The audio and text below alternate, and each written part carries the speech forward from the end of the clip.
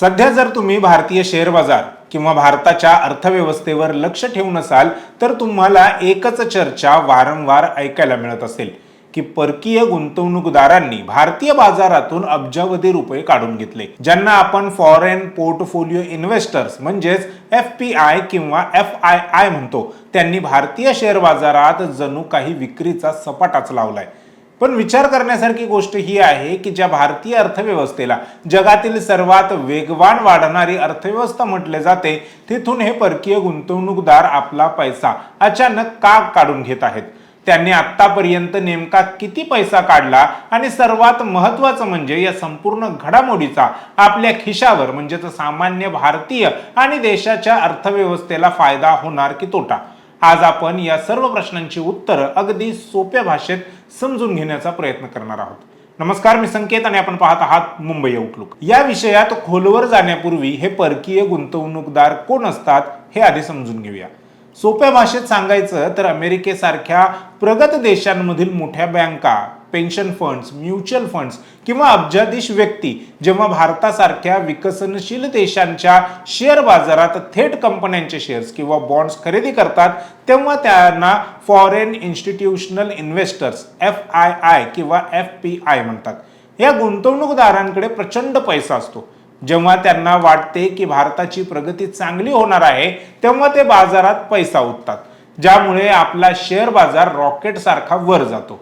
परंतु जेव्हा त्यांना धोका वाटतो किंवा इतर कुठेतरी जास्त नफा दिसतो, तेव्हा ते आपला पैसा काढून घेतात आणि बाजार धाडकन खाली येतो. सध्या भारतीय बाजारपेठेत नेमकं हेच घडत आहे. आता चर्चा करूयात या प्रकरणातील सर्वात महत्त्वाच्या आणि धक्कादायक आकड्यांबद्दल. परकीय गुंतवणूकदारांनी भारतामधून किती पैसा काढला आहे, आकडेवारी पाहिल्यास डोळे पांढरे होण्याची वेळ येईल. गेल्या काही महिन्यात परकीय पोर्टफोलिओ गुंतवणूकदारांनी भारतीय शेअर बाजारातून लाखो कोटी रुपयांचे शेअर्स विकले आहेत. 2026 मध्ये म्हणजे आतापर्यंत 2.1 लाख कोटींहून अधिक मूल्याची रोकड भारतीय बाजारातून बाहेर गेली आहे. जर आपण गेल्या काही वर्षातील एकूण आकडेवारी पाहिली तर हा आकडा बिलियन्स ऑफ डॉलर्सच्या घरात जातो. हा पैसा इतका मोठा आहे की यामुळे बाजारात एकाच वेळी प्रचंड विक्रीचा दबाव निर्माण झाला. जेव्हा एवढ्या मोठ्या प्रमाणावर शेअर्स विकले जातात, तेव्हा साहजिकच शेअर्सचे भाव घसरतात आणि याचमुळे आपला निफ्टी आणि सेन्सेक्स त्यांच्या सर्वोच्च पातळीवरून लक्षणीयरित्या खाली आले आहेत. आता पुन्हा मूळ मुद्द्यावर येऊया. भारताची अर्थव्यवस्था मजबूत होत असतानाही हे गुंतवणूकदार का पळून जात आहेत? यामागे कोणतीही एक व्यक्ती किंवा एखादी घटना कारणीभूत नसून अनेक जागतिक आणि देशांतर्गत कारणांचा गुंतागुंतीचा जाळा आहे. जागतिक बाजारपेठेचा रिमोट कंट्रोल अमेरिकेच्या RBI कडे अर्थात फेडरल रिझर्व्ह या बँकेकडे असतो. अमेरिकेत महागाई वाढल्यामुळे तिथल्या बँकेने व्याजदर वाढवले होते. जेव्हा अमेरिकेत व्याजदर वाढतात तेव्हा जागतिक गुंतवणूकदारांना त्यांच्या स्वतःच्या देशात सुरक्षितपणे आणि जास्त रिटर्न्स मिळतो. मग ते भारतासारख्या विकसनशील आणि तुलनेने जोखीम असलेल्या बाजारातून पैसे काढून US ट्रेजरीजमध्ये गुंतवणे पसंत करतात. गेल्या काही काळापासून चीनचा शेअर बाजार अतिशय मंदीत चालला होता, ज्यामुळे तिथल्या कंपन्यांचे शेअर्स खूपच स्वस्त झाले होते. त्याच वेळी चीनी सरकारने आपल्या अर्थव्यवस्थेला चालना देण्यासाठी मोठ्या आर्थिक पॅकेजची घोषणा केली. परदेशी गुंतवणूकदारांना वाटले की भारतीय बाजार आता खूप महाग झाला आहे आणि चीनी बाजार स्वस्त झाला आहे, त्यामुळे त्यांनी भारतातून नफा वसुली केली आणि तो सगळा पैसा चीनच्या बाजारात वळवला. याला आर्थिक भाषेत बाय चायना सेल इंडिया अशी रणनीती म्हटले गेले. कोणताही गुंतवणूकदार कंपनीच्या नफ्याकडे पाहून पैसे लावतो. नुकत्याच झालेल्या तिमाहीत अनेक मोठ्या भारतीय कंपन्यांचे, विशेषतः ऑटोमोबाईल, FMCG आणि IT क्षेत्रातील कंपन्यांचे आर्थिक निकाल अपेक्षेप्रमाणे आले नाहीत. देशांतर्गत मागणीत थोडी घट झाल्याचे दिसून आले. यामुळे गुंतवणूकदारांना वाटले की भारतीय बाजाराची वाढ आता काही काळासाठी संथ होऊ शकते, म्हणून त्यांनी आपले पैसे सुरक्षित काढून घेण्यास सुरुवात केली. जगातील वाढते युद्धजन्य परिस्थिती, मग ते रशिया युक्रेन असो वा इस्रायल हमास आणि आता इराण संघर्ष, यामुळे जागतिक बाजारात अनिश्चितता निर्माण झाली आहे. अशा अनिश्चिततेच्या काळात परदेशी गुंतवणूकदार जोखीम घेण्याचे टाळतात आणि विकसनशील देशांमधून आपला पैसा काढून सोन्यात किंवा अमेरिकन डॉलर्समध्ये गुंतवणार, ज्याला सेफ हेवन असे म्हटले आहे. भारत आपल्या गरजेच्या 80% अधिक कच्चे तेल आयात करतो. जागतिक तणावामुळे जेव्हा तेलाच्या किमती वाढतात तेव्हा भारताचे आयात बिल वाढते, ज्यामुळे देशांतर्गत महागाई वाढण्याचा आणि रुपया कमकुवत होण्याचा धोका असतो. हे ओळखून परदेशी गुंतवणूकदार आधीच सावध पवित्रा घेत असतात. येथे एक महत्त्वाचा प्रश्न उपस्थित होतो, जो आपल्यापैकी अनेकांच्या मनात येतो. एका देशातून अब्जावधी रुपये काढून दुसऱ्या देशात एकाच रात्री गुंतवणे खरोखरच इतके सोपे आहे का, की यामागे काही क्लिष्ट कायदेशीर प्रक्रिया किंवा छुपी कारणे आहेत?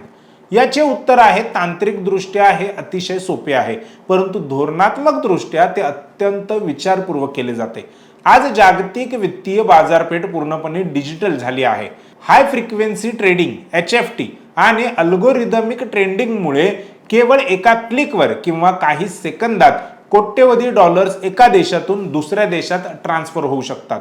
FPIs कडे जागतिक अकाउंट्स असतात, ज्याद्वारे ते जागतिक स्तरावर निधीचे व्यवस्थापन करतात. भारताने जागतिकीकरण स्वीकारल्यापासून परकीय गुंतवणूकदारांसाठी नियम शिथिल केले आहेत. भारताकडे कॅपिटल अकाउंट कन्व्हर्टिबिलिटीच्या बाबतीत काही नियम असले तरी शेअर बाजारातील FPIच्या पैशांवर लॉक इन पिरियड नसतो. म्हणजेच ते हवे तेव्हा शेअर्स विकून पैसा डॉलर्समध्ये रूपांतरित करून आपल्या देशात घेऊन जाऊ शकतात. अर्थात FPIच्या पैशाला हॉट मनी म्हटले जाते. हा पैसा अत्यंत चंचल असतो. जिथे जास्त व्याज किंवा नफा तिथेच हा पैसा धावतो. हे गुंतवणूकदार कोणत्याही देशाचे सख्खे नसतात. त्यांचा एकमेव धर्म असतो जास्तीत जास्त नफा आणि कमीत कमी जोखीम. त्यामुळे कायदेशीर अडथळे नसले तरी तो पैसा काढताना जागतिक अर्थव्यवस्थेचा कल, टॅक्सेशन आणि करन्सी फ्लक्च्युएशन या सर्व गोष्टींचा सखोल अभ्यास ते करतात. परकीय गुंतवणूकदारांनी मोठ्या प्रमाणावर पैसा काढून घेतल्यामुळे भारतीय अर्थव्यवस्थेला कोणते नुकसान सहन करावे लागणार हे आता आपण सविस्तरपणे पाहूया. जेव्हा परदेशी गुंतवणूकदार भारतीय शेअर्स विकतात तेव्हा त्यांना मिळालेले रुपये ते डॉलरमध्ये बदलून आपल्या देशात नेतात. यामुळे बाजारात रुपयाचा पुरवठा वाढतो आणि डॉलरची मागणी प्रचंड वाढते. ज्या गोष्टीची मागणी वाढत असते तिची किंमत देखील वाढते. परिणामी डॉलर मजबूत होतो आणि भारतीय रुपया कमजोर होतो. रुपया घसरल्याने भारताला आयात करणे अधिक महाग पडते. रुपया कमजोर झाल्याचा थेट फटका कच्च्या तेलाच्या आयातीवर होतो. भारताला तेल खरेदी करण्यासाठी जास्त डॉलर्स मोजावे लागतात. तेल महाग झाले की वाहतूक खर्च वाढतो आणि वाहतूक खर्च वाढला की भाजीपाल्यापासून ते जीवनावश्यक वस्तूंपर्यंत सर्वच काही महाग होते. यालाच अर्थशास्त्रात इम्पोर्टेड इन्फ्लेशन म्हणतात. FIIच्या तुफानी विक्रीमुळे शेअर बाजार कोसळतो. याचा थेट फटका भारतीय सामान्य आणि रिटेल गुंतवणूकदारांना बसतो. ज्यांनी म्युच्युअल फंड किंवा थेट शेअर्समध्ये आपले कष्टाचे पैसे गुंतवलेले असतात त्यांच्या पोर्टफोलिओचे मूल्य कमी होते, ज्यामुळे लोकांमध्ये भीतीचे वातावरण निर्माण होते. शेअर बाजार मंदीत असताना कंपन्यांना नवीन प्रकल्प सुरू करण्यासाठी बाजारातून नवा पैसा उभा करणे कठीण जाते.